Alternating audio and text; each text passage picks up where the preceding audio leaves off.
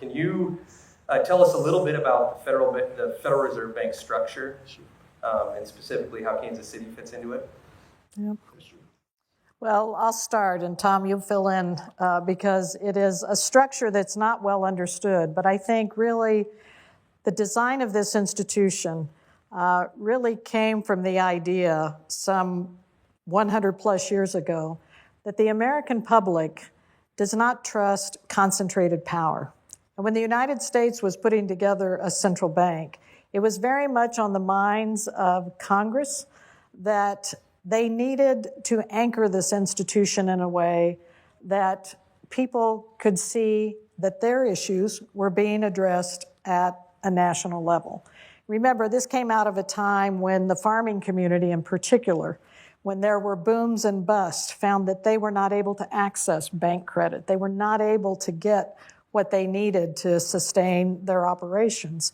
And so when Congress took up the issue of saying we need to have an institution whose job would be to think about economic stability, to think about price stability in the economy, it thought about a monolithic institution that would be centered in government, and it also thought about anchoring 12 regional Federal Reserve banks across the country.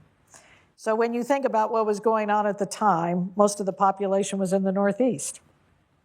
And so you will find that most of those 12 regional reserve banks ended up being in the eastern half of the country.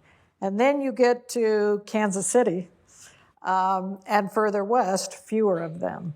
But the idea was that you would be able to put these regional banks in parts of the country where they could bring both a diversity of views about what is happening in those regions and bring that perspective to a discussion about how do we see the economy and how should the process of setting interest rates be put together. So it is a unique structure. I don't think you'll find this anywhere else in the world. And that's why I say it's really uniquely American in the sense of we like diversity of views. We want that institution to be responsive to what's happening at the local level, as well as making those important decisions nationally. And so you ended up with a regional bank in Kansas City. And a little piece of trivia here before I turn it over to Tom. That J on your money is because each of those 12 districts were numbered. And number 1 was in Boston, and you worked your way across the country. And Kansas City is number 10. And the 10th letter of the alphabet is J. And so we often referred to ourselves at the Kansas City Fed as 10J, because when the dollars are marked in terms of the allocation of the money across the country, they print it on there. So.